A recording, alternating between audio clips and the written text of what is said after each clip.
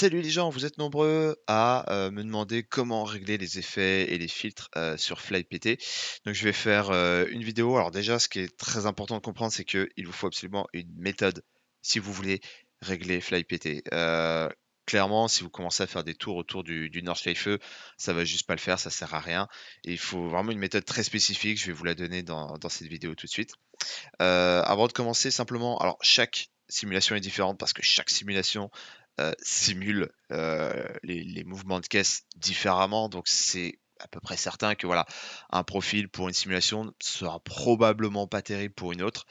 Et du coup, il faut surtout pas hésiter. Donc vous voyez, hein, ça c'est le fichier que je fournis en général, à faire une copie et voilà, vous faire un fichier par simulation. Ça, c'est la première chose. On entend souvent dire, ouais, que du coup, un profil d'une voiture à l'autre même, ne sera pas forcément bon. Alors, de mon expérience, c'est rare, hein. C'est vraiment dans des cas très spécifiques. Alors, par exemple, je pense, sur AMS, effectivement, si vous prenez un kart sur AMS, vu que le kart n'a pas de suspension, il faudra un profil spécifique, sinon c'est vraiment très étrange. Mais voilà, en général, voilà, pour un seul et même jeu, ça va. Alors, j'ai dit, hein, ça sert à rien de faire des tours autour du Nordschleife. Il faut vraiment travailler sur un élément très spécifique, une séquence très courte. Alors ça peut être un virage, ça peut être un vibreur, ça peut être un saut, ça peut être voilà, ce genre de choses, mais très court. Encore une fois, ne faites pas un réglage autour d'un circuit, c'est impossible. On règle pour, voilà, des entre guillemets, «régler des problèmes spécifiques» et ensuite on voit si effectivement sur le reste du circuit ou le reste des circuits, ça le fait. Donc c'est ce qu'on va faire aussi dans cette vidéo. Alors ensuite, on ne règle jamais tous les effets d'un coup. Alors en fait, ce que vous voulez faire, c'est régler le gain de chaque effet ici, dans le out gain, et couper en fait chaque effet à gauche. Donc là, par exemple, on va commencer par régler le roulis. Donc je mets tout à 0 ailleurs. Et comme ça, voilà, là, il n'y a que le roulis qui va être affecté. Et donc voilà, ça c'est une première chose. Ensuite, alors je vais juste activer ça, voilà. Ensuite, vous voulez ajouter un graphic viewer dans lequel, vous voyez là, vous allez dans Pause, From Motion et vous mettez Input Roll, Output Roll. Alors là, pour le moment, il n'y a rien parce qu'on roule pas. Donc du coup, ça va vous montrer les valeurs qu'envoie le jeu et les valeurs de sortie après filtrage. Donc du coup, ça vous permet vraiment de voir ce qui cloche et de voir si vous résolvez le problème ou pas. C'est un peu contre-intuitif, on a envie de se dire non, ce qui compte c'est l'impression dans le simulateur. Oui, alors ça c'est vrai, mais le problème c'est que autant l'impression dans le simulateur peut vous dire si ça va, mais elle ne peut pas trop vous dire ce qui ne va pas. Donc il faut vraiment utiliser ça. On va le voir dans la vidéo. Hem et un autre outil, vraiment très, très utile, pareil, je vais vous montrer, c'est le fait de pouvoir enregistrer une séquence et derrière pouvoir la jouer en boucle. Et ça, c'est pareil, c'est fondamental parce que j'en sais rien, on règle, ouais, bon, disons qu'on règle un vibreur, bah, vous allez jamais passer 2 fois de la même manière sur un vibreur et du coup, voilà, vous allez passer une fois, ça vous convient pas, vous allez appliquer un fil, vous vous dites: «Ah, nickel, parfait, OK, je passe à la suite». Bon, en fait, c'est juste que vous êtes passé différemment et que du coup, ça a réagi différemment. Donc ça, je vais vous le montrer. Et encore une fois qu'on a vraiment cette méthode, on est beaucoup plus efficace, c'est très rapide, à régler et surtout c'est très satisfaisant parce qu'effectivement, on arrive à un bon résultat, quoi. Alors simplement avant d'y aller, dans options, il y a un truc assez important, c'est le calculation rate, donc à quelle fréquence c'est calculé. Plus c'est petit, plus on calcule, fréquemment, mais plus ça bouffe de CPU. Alors pareil pour la précision. Alors la précision, en fait, je pense que c'est la précision des valeurs, envoyées par le jeu, donc qui est prise en compte. J'imagine qu'il peut prendre une précision encore supérieure. Bon, pareil, vous testez, hein, peu importe.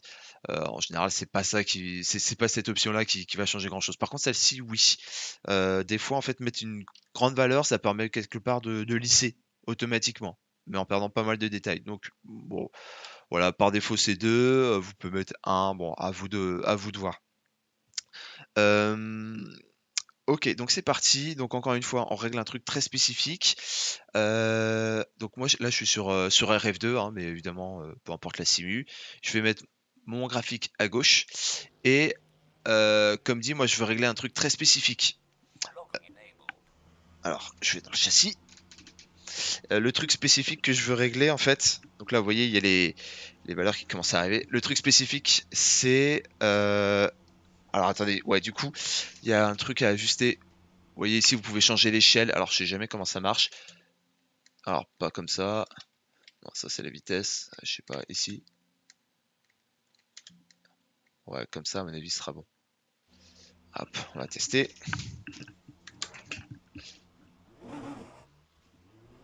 Ouais. Je vais encore ajouter un peu peut-être. On va mettre à 200. Alors vous voyez donc en rouge c'est la valeur filtrée. Donc alors là pour le moment j'ai pas de filtre, donc du coup c'est exactement le même comportement. Simplement c'est plus petit parce que le gain en sortie c'est 75%. Et du coup encore une fois en gris c'est ce qu'apporte le jeu. Voilà. Alors du coup voilà donc on est à Spa hein. Et alors c'est bête, hein, mais là, la sortie des stands, juste le virage de la sortie des stands, il y a des petites bosses qui sont très désagréables. Et du coup, j'ai envie, voilà, d'avoir un filtre qui va virer ça. Euh, voilà, enfin, je sais pas comment c'est dans la réalité, mais moi, clairement, ça me saoule. Et du coup, la problématique, voilà, c'est de voir sur le graphe. Ah mince, le graphe est trop grand. C'est pas grave. C'est de voir sur le graphe d'où vient le problème. Alors, du coup, ce que je vais faire, c'est que déjà, donc je vais régler ça. Finalement, c'était trop. Et ce coup-ci, on va enregistrer. Je vais enregistrer juste la séquence qui m'intéresse. Hop, c'est parti. Et on va essayer de voir du coup où est-ce que ça cloche. Donc là, je vais cliquer en fait là-dessus juste avant le virage et je vais recliquer dessus juste après. Alors sachant qu'il va me demander d'enregistrer le fichier, vous allez voir, c'est tout bête, hein. Hop, ouais, je pense qu'on peut commencer là. Tac, donc là, il me demande où est-ce que je veux l'enregistrer. Bon, je vais écraser ça. Voilà. Donc là, ça enregistre. Je fais mon virage. Voilà, c'est bon. Et je clique là. Voilà, fin de l'enregistrement. Très bien. Alors du coup maintenant, qu'est-ce que je fais? Donc là, je retourne un peu à mon bureau. Et donc ça, j'en ai plus besoin. Mince. Donc je vais ici, j'ajoute une source. La source, c'est un player. Et donc je vais ouvrir un fichier et je charge ça. Donc voilà, là, ça c'est mon player. Je vais mettre loop, play. Et ici là dans pause, il faut bien ajouter en source du coup le player, hein, sinon ça ne fonctionne pas. Et là vous voyez sur le graphique, voilà les valeurs qui arrivent. Donc voilà, bon c'est très court. Hop. Alors du coup, il faut bien repérer le début et la fin de la séquence. Donc voilà. Et en fait, les bosses en question, elles sont là. Alors là, il n'y a que 2 pics. Donc éventuellement, j'aurais pu refaire un passage pour l'avoir de manière plus évidente. Mais là, du coup, voilà, c'est clairement les 2 pics que je veux retirer. Et du coup, voilà, là, je vais pouvoir mettre mes filtres de manière dynamique. Alors du coup, le filtre hein, de base hein, pour lycée, c'est le EMALP. Donc c'est Exponential Moving Average Low Pass. Hop, et donc par exemple avec 100. Donc plus le nombre ici il est élevé, plus ça filtre, en gros, hein. Et là, vous voyez, par rapport à avant, c'est déjà plus lisse. Vous voyez là, ça c'est la bosse que je voulais virer. Bah là maintenant, j'ai plus que ça. Donc clairement, j'ai beaucoup moins la bosse. Vous avez en fait beaucoup moins de pics. Alors tiens, pour rigoler, on va mettre 500. Tac, et là, vous voyez, c'est ultra lisse. Alors là, du coup, on perd beaucoup en détail, hein, ça c'est sûr, hein. Mais voilà, vous comprenez l'idée. Donc encore une fois, vous voulez voir où est le problème et ensuite ajouter un filtre qui corrige le problème. Et ensuite, évidemment, voir sur le simulateur si ça le fait ou pas. Voilà. Là, clairement, encore une fois, hein, avec 500, ça filtre beaucoup trop, hein. C'est n'importe quoi. Voilà. Et du coup, bah, vous faites ça pour chaque degré de liberté, sur chaque passage qui pose problème. Alors, typiquement, hein, si vous faites du rallye, ce que vous allez vouloir, c'est faire ça sur les sauts, hein, clairement. Et sur les sauts, c'est le Eve.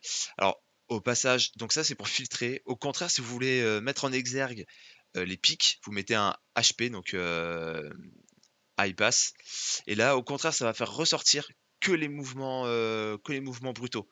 Vous voyez, c'est que les mouvements brutaux qui ressortent. Là, par exemple, ce pic-là, paf, j'ai un gros pic. Voilà. Alors en général, moi, c'est clairement pas ce que j'utilise du coup, parce que c'est assez désagréable. Et tant qu'on y est, du coup, ça, pour les filtres, c'est expliqué sur FlyPT. Le site est très bien fait. On vous montre ce que fait chaque filtre avec des graphiques. Et bon, alors ça, c'est vraiment le filtre de base. En général, c'est très bien.